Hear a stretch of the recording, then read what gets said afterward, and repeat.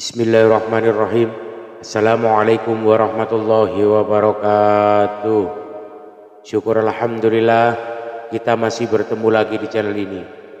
Salawat dan salam selalu dan tetap tercurahkan kepada junjungan kita Nabi Agung Muhammad sallallahu alaihi wasallam. Allahumma sholli ala sayyidina Muhammad wa ala ali sayyidina Muhammad.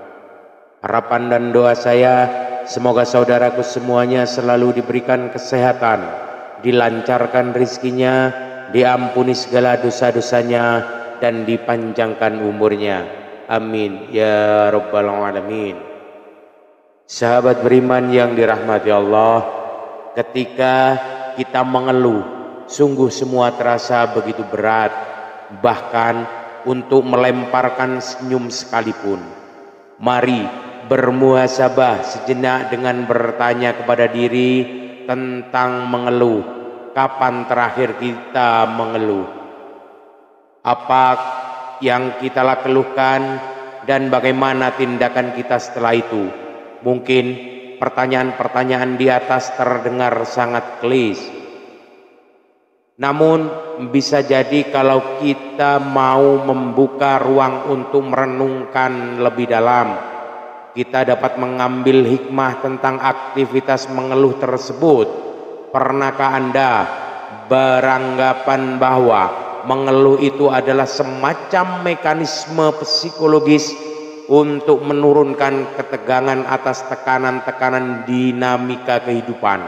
Atau barangkali Anda termasuk dalam golongan mereka yang memandang mengeluh adalah suatu tindakan kekanak-kanakan yang hanya melahirkan masalah-masalah baru, bukannya solusi. Baiklah, bagaimana kalau kita telaah saja jawaban demi jawaban dari pertanyaan di atas, agar dengan demikian kita sebagai saudara seiman insyaallah dapat memetik sejumput ilmu dari topik kita kali ini. Mengeluh itu sifat. Sungguh jelas firman Allah yang termaktub dalam Al-Quran surat Al-Ma'arif ayat 19 sampai 21 yang mengatakan bahwa sesungguhnya manusia diciptakan bersifat keluh kesah lagi kikir.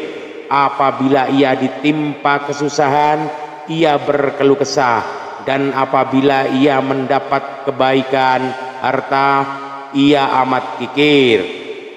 Diakui atau tidak, didasari atau tidak dapat kita pungkiri kalau sebagai hamba Allah kita membawa sifat suka mengeluh. Namun kadar keimanan seseorang atau keluasan ilmu agama seseorang tentu menjadi pembeda. Ketika frekuensi aktivitas mengeluh meningkat, mudah-mudahan kita segera diingatkan oleh Allah Subhanahu wa taala, entah melalui seorang teman, sanak saudara, atau suatu kejadian, agar kita bisa tetap istiqomah menjadi hamba-hambanya yang beriman dan bertakwa. Dengan ilmu agama dan kedalaman berfikir, insyaallah setiap insan mukmin tidak dengan mudah mengumbar keluh kesah dimanapun dan kapanpun.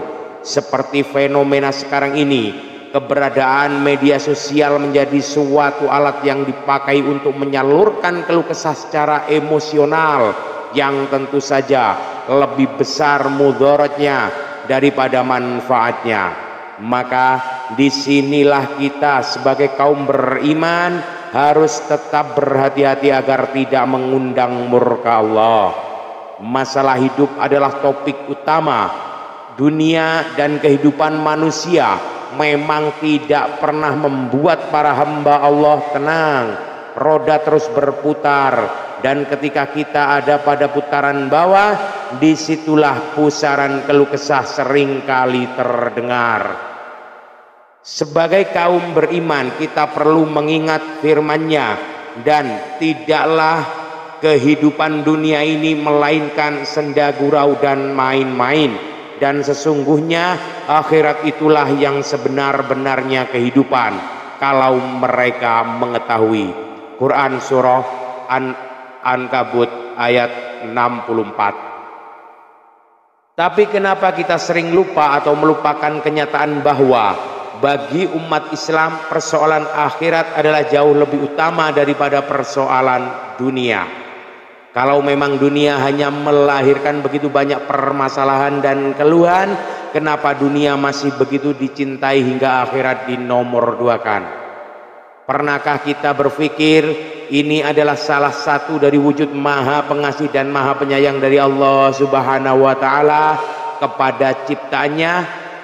Allah Subhanahu wa ta'ala berfirman, karena itu Allah menimpakan atas kamu kesedihan atas kesedihan, supaya kamu juga jangan bersedih hati lagi terhadap apa yang luput daripada kamu dan terhadap apa yang menimpa kamu. Quran surat Ali Imran ayat 153. Rasulullah Shallallahu Alaihi Wasallam pun pernah bersabda, besarnya pahala sesuai dengan besarnya cobaan, dan sesungguhnya apabila Allah mencintai suatu kaum maka Dia akan menguji mereka. Oleh karena itu, barang siapa ridha atau menerima cobaan tersebut, maka baginya keridhaan, dan barang siapa murka maka baginya kemurkaan. Hadis riwayat Ibnu Majah. Jadi janganlah dunia meletihkan kita karena masih begitu banyak amalan yang harus kita lakukan dalam rangka mempersiapkan bekal agar mendapatkan yang baik dan terhindar dari azab neraka. Tetap tenang dan terkendali. Solusi demi solusi akan lahir dari ketenangan. Ini adalah kekuatan yang hanya dimiliki oleh seorang hamba yang berusaha untuk tetap lurus di jalannya.